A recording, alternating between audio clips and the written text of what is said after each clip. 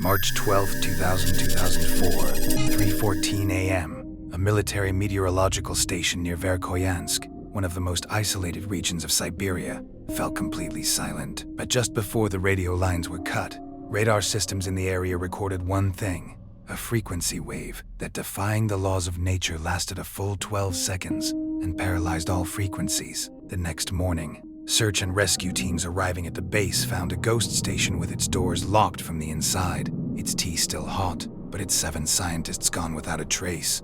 There were no signs of a struggle, not a single footprint in the snow. It was as if time itself had snatched them away. So, what really happened that night that modern science cannot explain? The region has been known to locals for centuries as the unwalkable lands, On official maps, it and 39 simply labeled Sector 4, it and 39, a harsh landscape where temperatures can drop to 60 degrees Celsius in winter, making human existence virtually impossible. This dark corner of Siberia has been at the center of military research and geological excavations since the Cold War era. However, in the early 2020s, the government established a completely closed atmospheric research laboratory there. The official purpose was to study the effects of the aurora borealis on the ionosphere, but leaked documents show that the station has signal antennas extending hundreds of meters underground. Scientists were listening not to the surface, but to what lies beneath. 3 months before the incident, strange deviations began to appear in routine reports sent from the station to headquarters. Lead investigator Dr. Viktor Petrov and 39's daily notes noted that the wildlife in the area was behaving strangely. Migratory birds were circling around Sector 4 and crashing to the ground, while wolves approached the station and 39's fences, staring at the sky for hours. Even more unsettling were the data recorded by the station and under 39's seismographs, regular rhythmic vibrations coming from deep within the earth and 39's crust, yet inconsistent with any tectonic movement. Dr. Petrov noted this phenomenon with these words, "The earth is breathing here, and this breath is at a frequency that defies the limits of our minds." In February 2004, just weeks before the disappearance, a file code named Report 889 was sent to headquarters. The file reported that station personnel were collectively experiencing sleep disturbances and hallucinations. Technical staff claimed to hear a metallic whisper from behind the walls. The station doctor thought it was a psychological illusion caused by extreme isolation and cold. However, blood tests revealed a shocking truth. The alpha waves in everyone and 39's brains at the station were synchronized by an external electromagnetic field of unknown origin. It was as if they were all connected to a single invisible mind. Lead and Shab 39's go back to the night of March 12th. A freezing storm rages outside. At 3:10 a.m., the station and 39's main power generators suddenly failed without any sign of malfunction. Backup systems should have kicked in, but they did, and 39T. In the final seconds before the cameras shut down, some movement is seen under the emergency lights in the hallway. The scientists aren't and 39 running away. On the contrary, as if hypnotized, they walk slowly and steadily towards the main exit. There and 39's neither fear nor panic on their faces. The footage records a strange purple flash of light appearing in the middle of the room just before darkness falls completely at 3:14 a.m. When the search and rescue team arrived at the base on March 14th, they were stunned by what they saw. The doors were locked from the inside, and the windows were frozen. No one was inside. The heavy winter coats, boots, and thermal equipment in the dressing room were still there. This meant that the 7 scientists had ventured out into the Siberian storm in temperatures of minus 60 degrees Celsius, wearing only t-shirts and shirts. But worse, there wasn't 39T a single footprint or sign of being dragged in the thick layer of snow outside. The door had been opened, they had gone outside, but they were as if they had never existed in the snow.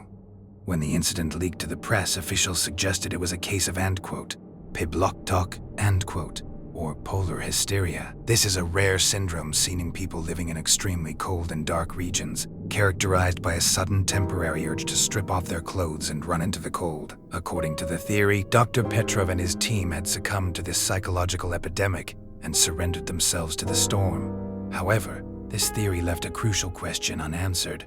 Polar hysteria. is an individual crisis. How could 7 educated scientists feeling the same thing at the same second disappear in an organized manner without creating any chaos? When investigators examined the station N39's black box-like voice recording system, they found evidence that completely shattered the official theory. Exactly 30 seconds before the power went out, microphones in the main computer room had recorded Dr. Petrov and 39's voice. His tone wasn't 39T, that of a frightened man. It was incredibly calm, almost awe-inspired. Petrov wasn't 39T speaking to the invisible center at the other end of the radio, but directly into the empty space in the room. End quote. We and 39 finally found the frequency. The door is opening. We and 39 were not leaving. We and 39 were being called here. End quote. The 12-second mechanical hum that followed immediately ended the recording forever. Independent investigators turned their attention elsewhere, to old projects deep within the Kremlin. Sector 4 was allegedly a testing ground for, end quote, low-frequency weapons, end quote, ELF. This technology aimed to manipulate the thought processes and perceptions of the human brain, using electromagnetic waves. Allegedly, the experiment went out of control, and the massive frequency waves produced disrupted the molecular structure of the people at the station, or drove them completely insane. Perhaps the government secretly evacuated the scientists to destroy evidence of this horror it had created, shrouding the event in mystery. However, no military activity in the area corroborated this claim. In April 2004, an independent team of nuclear physicists secretly took measurements around the station. The results were confusing. There was no trace of nuclear radiation inside or around the station. However, in the outer area where the scientists presumably disappeared for 12 seconds, a strange, end quote, ionization anomaly, end quote, was detected in the soil. The soil had crystallized as if it had been struck by a lightning bolt of millions of volts, yet not a single lightning strike occurred in the area that night. Even stranger, this crystallization followed a circular path, and precisely in the center, where Dr. Petrov and 39's room was located, the cosmic background radiation, not radiation, was 1,000 times higher than normal. Several months later, archived satellite images from that night, from an international space agency, were published on a leak site. At precisely 0314, above the clouds, directly above where Sector 4 was located, a circular distortion bending the light was visible. It was, and 39T, a cloud. Light waves were bending around that point as if there were a black hole. When physicists examined this image, they could only arrive at one explanation. At that moment, at that coordinate, a temporary tear in the fabric of space-time or an intense gravitational field had formed. The scientists hadn't, 39T, walked anywhere. Space had warped where they were. As the investigation deepened, a previously unpublished interview with Dr. Petrov and 39's wife, Anna Petrova, surfaced. Anna recounted how, in the final months before his departure to Siberia, her husband constantly mumbled the same sequence of numbers at home and drew strange geometric shapes on the walls. In his final farewell to his wife, Petrov had said, end quote, "We see the world only as a three-dimensional cage, Anna. But that frequency beneath the ground is the key to the cage in 39's door." End quote. Dr. Petrov did not view what was about to happen as an accident. He and his team had knowingly and willingly responded to a call.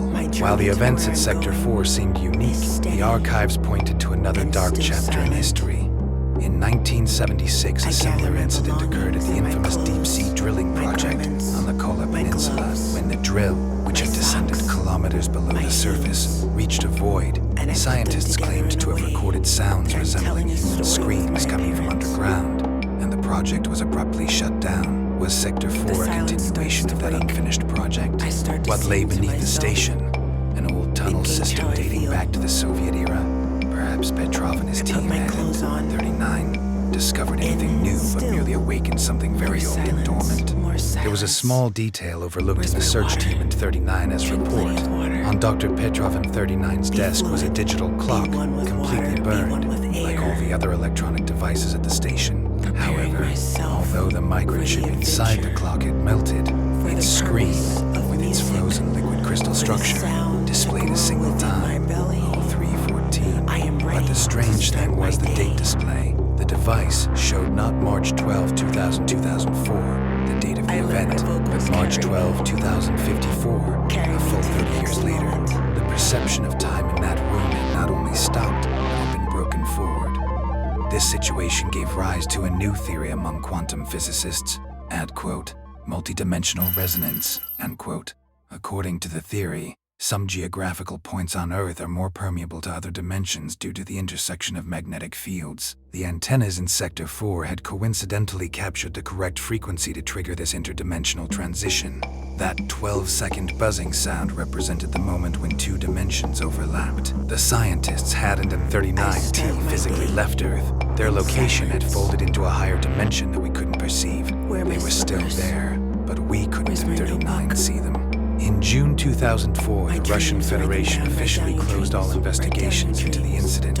Sector 4 was declared a, end quote, high military risk area, end quote, completely closed to civilian flights and pedestrian access. A 50-kilometer radius around the station was depopulated.